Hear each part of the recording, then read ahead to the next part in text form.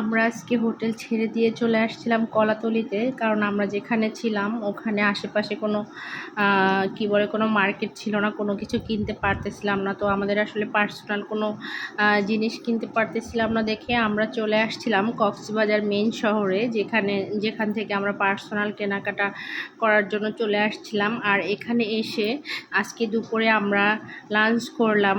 আর এই যে আমাদের দুপুরে লাঞ্চ যেটা করলাম সেটা হলো শুটকি ভর্তা ছিল, ডাল ছিল, শাকভাজি ছিল, কলমি শাক ভাজি যেটা আমার ফেভারিট, আলুর ভর্তা ছিল, গরুর মাংস ভুনা ছিল, তারপরে ছিল টোনা মাছ, ছিল কোরাল মাছ, মুরগির মাংস।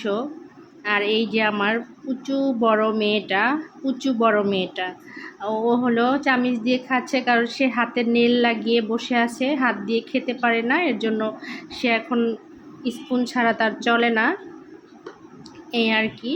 আর তার পাপা হলো ওয়েট করতেছে বাবুকে নিয়ে, কারণ খেতে পারছে না। আমাদের খাওয়া শেষ না হলে সে খেতে পারবে না, কারণ বাবুকে রাখতে হয়। সে অনেক দুষ্টুমি করে, ছোট পুচুটা অনেক বেশি দুষ্টুমি করে। আমাদের খাওয়া শেষ হবে, তারপরেই তার খেতে হবে, এই আর কি।